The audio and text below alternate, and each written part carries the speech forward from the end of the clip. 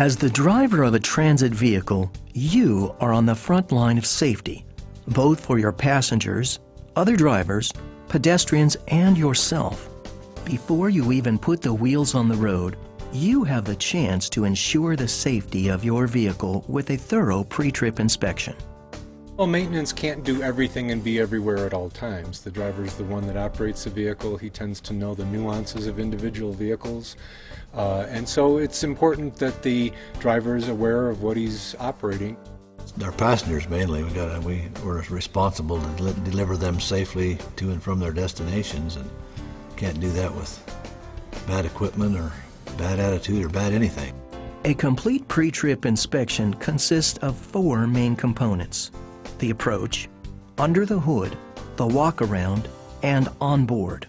Remember, establishing a consistent routine is critical to quick, accurate, and thorough pre-trip inspections.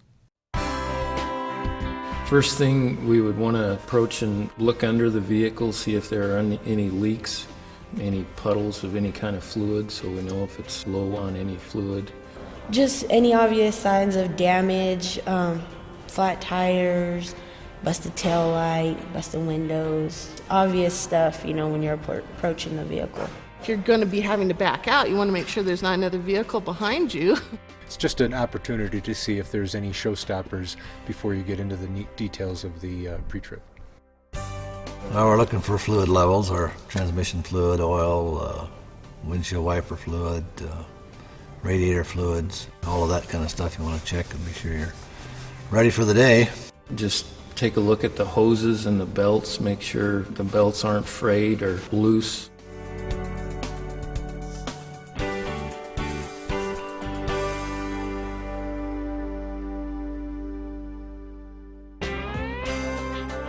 During the walk-around, the operator's priority is to check the entire exterior of the vehicle for anything that might compromise the vehicle's safety.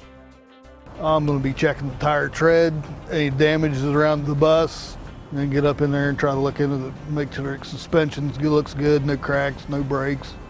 Also want to just take a look at the tires and wheels and lug nuts, make sure that the tires are properly inflated, that all the lug nuts are tight. We check each one of those by hand.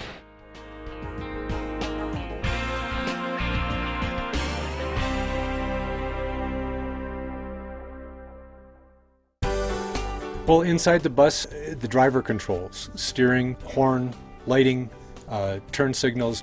Make sure I got, again, the safety equipment, the fire extinguisher, first aid kit, flares, safety triangles, bloodborne pathogen kit, gloves. Seatbelt cutter, especially if we have a passenger in a wheelchair on board. The fastest way to evacuate them is to cut all the tie-down straps. Also want to make sure all the wheelchair tie-downs are in place and make sure all the seats are down, the seat belts are functional.